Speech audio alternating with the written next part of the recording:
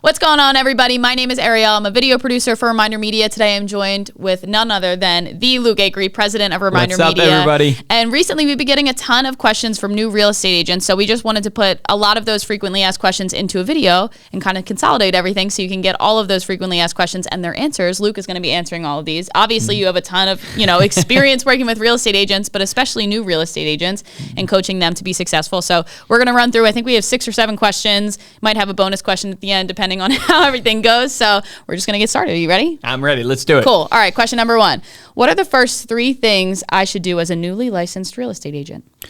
Okay, so the first 3 things I would do, right, if I was just getting into real estate is, 1 is I would find a mentor that I could learn from. So this could be a coach that you hire, but when you're new, a lot of times you don't have money. So it could be someone that you could get on their team, an agent that has been there, done that can really speed up your learning curve. If you don't want to go that route, you could choose your brokerage. So don't just choose a brokerage based upon brand. Choose it based upon the support and the training that they'll actually give you. That's the most important piece of choosing who you're going to be under. So that's the first thing I would do. Second thing I would do is where your business is actually going to come from, which is your database. You need to start building that database. Real estate's a relationship game, so you need to get everybody in your sphere in your database. Now, a common thing for new agents sometimes is they're new to the area or they're new in life, so they feel like they don't have a lot of contacts. You have contacts. Don't ignore your friends and family. Put them in your database. My brother, new in the business, got a deal with me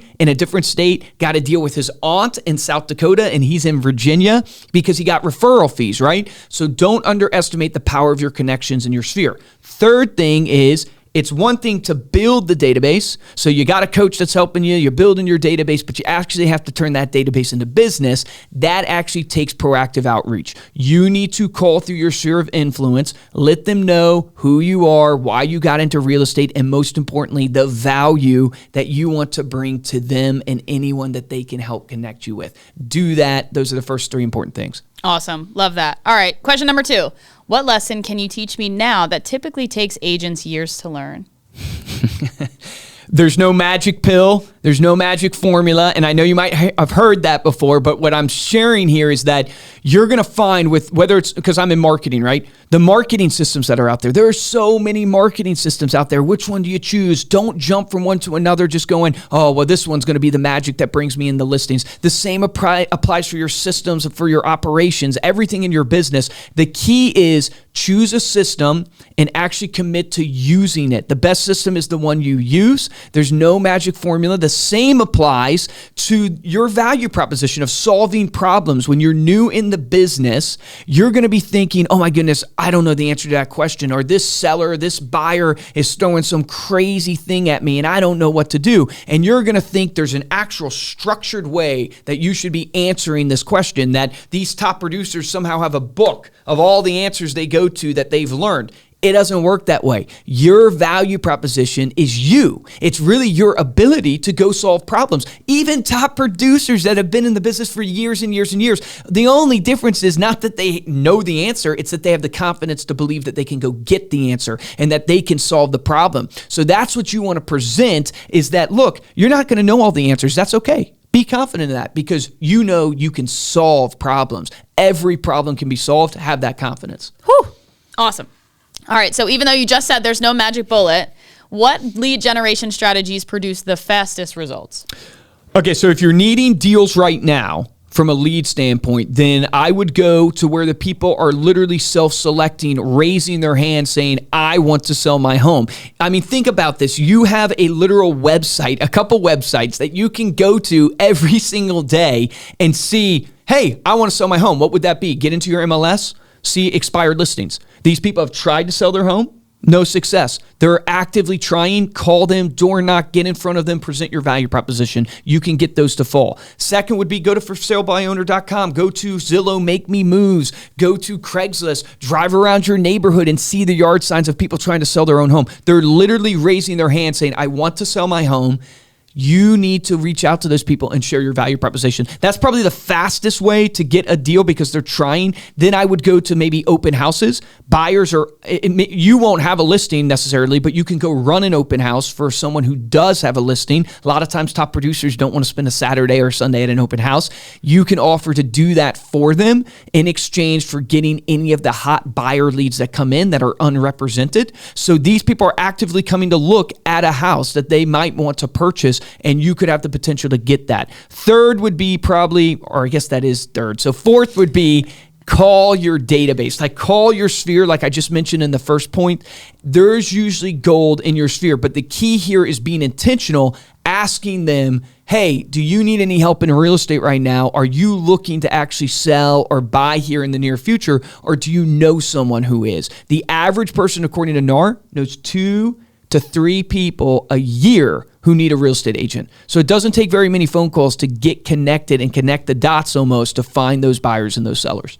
Yes, that is so true, so true. So speaking of cold calling, door knocking, I know that a lot of new agents get really scared when they hear that they have to do things like that, especially if you're on the introverted side. I know that really scares people. So the fourth question we have here is, do I really need to knock on doors and cold call prospects to succeed as an agent? Okay, this one's a tough one. So my direct answer is no. You don't have to do cold calling and you don't have to knock on doors. There are plenty of examples and agents out there that don't do those things and still have successful businesses. The key, though, is in the communication with people in your database, I guess, for lack of a better way of saying it. So cold calling and door knocking is a proactive activity. What I don't want you to think is that you can put your face on a billboard and expect business to come in. You can put your face on a shopping cart and that only thing, or post a post on social media and expect business to come in the door to you. Just like making one phone call, you're not going to get a ton of deals, right? It's the same type of idea. The key is phone calls and door knocking is a fast way to control. It's almost like you're the offense. You're able to talk to people all day long and find deals out. If you choose another strategy, maybe it's client events, maybe it's seminars, maybe it's social media and branding, just know that each of those things, you got to find a way to talk to that prospect because that's where the transaction actually happens, because transactions come from relationships. Relationships come from actually talking to somebody. We love it. Love to see it. Question number 5. What do agents consistently tell you is their greatest challenge, and what advice do you give them? You know, we did actually a poll on this in our Facebook community group. We have a couple thousand agents that are part of it. And it's like, what's the reason you're joining the group? What's your biggest struggle? And everybody kept saying consistency, like being able to stay consistent in their marketing, stay consistent in their motivation.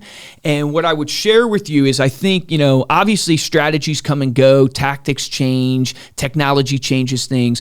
You need to focus on building really, really good habits. It comes down to discipline. It's will you be disciplined enough to go to the gym consistently to get the body you want? The same applies for your business. Will you be consistent enough in your prospecting, consistent enough in your client services, whatever it is in the piece of the business? It's the habit that's going to really dictate the result.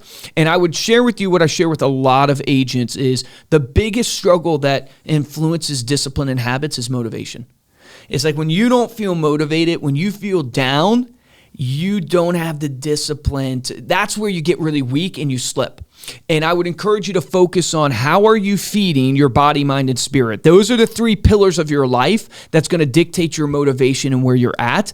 And what you feed it, I always give the analogy, it's kind of like a bank account. Whatever you feed it, you're investing in, depositing in that bank account. So when you wake up that day and you're not motivated, which happens to us all, you're not motivated, you got to go to that bank account and you got to take out from that bank account. And if only you've invested things like Tiger King, Keeping Up with the Kardashians, and I know some of you love that show and that type of stuff, but that's what you're going to pull from. So you need to look and go, hey, how am I investing good things that's going to motivate me in my times where I'm down to keep my habits consistent, to keep my discipline consistent so I can have the results that I want. Always remember, you don't really control the results. You can only control the activity, and that's your habits. No, that's so true. That's so true. Our 6th question is, what makes the difference between an agent who's still working after their first year and one who doesn't make it? Because as we know, the failure rate for new agents is astronomical. Yeah, it's crazy. So what advice do you have for them? So the advice I would give you is that the difference is the people who understand and make it in this business, they realize they have to prospect. They realize they have to get out there, and they have to give outreach. Keep saying give outreach. I mean, you have to outreach to your database. This is not a passive sport. This is a proactive sport. Real estate is a contact sport, meaning the more contact you can have with people in your community, the people in your database, the more opportunities that will present themselves. Most agents, though, what they tend to do, because picking up the phone and calling is hard. We talked about that. Everything is hard. Choose your hard. Being poor is hard. Getting rich is hard. Choose your hard. And what I would tell you is the ones that make it understand they have to commit to prospecting every single day. Choose your hard. I feel like that just needs to be like a poster on the wall. Choose your hashtag. Hashtag choose your hard. All right. Last question we have is, and we're a little biased on this one, so stay with us here.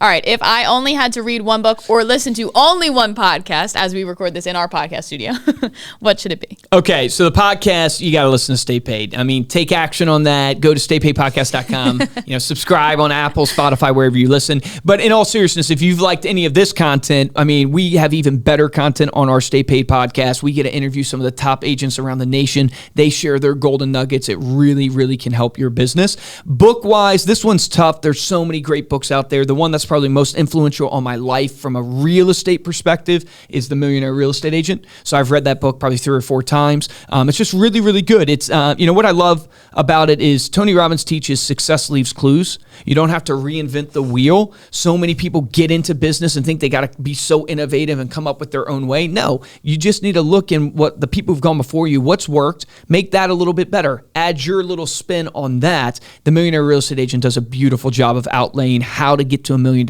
in actual commissions and lays out all the strategies to do it. Yeah, it's a great book. Yeah. It's a great read, especially if you're new to read that book. I almost said read that agent. Read that agent. Wouldn't have made any sense. So those are all the questions I have. Do you have any final advice or any other tidbits for new agents? So I would leave you guys with the key in life and business, which is, look, we've worked with over 100,000 agents now. We've actually worked in over 140 different industries. And the reason why I share that is because I want you to understand that, man, I've got a viewpoint now to really see a lot of success and a lot of failure in people. And the difference maker that I see between top producers and mediocre producers is top producers take action. They do not get paralysis by analysis. I mean, you literally see the sign behind us. The reason why we made that sign is because it impacts me so much that I go, man, it's not really the talent. It's not really the intellect. Those things matter. They make a little bit of a difference, but it's really the people who can hear ideas like what you've just heard today and not just go, man, that's a good idea, and stop there. They take that idea and they put it into action, and that's what actually changes their life.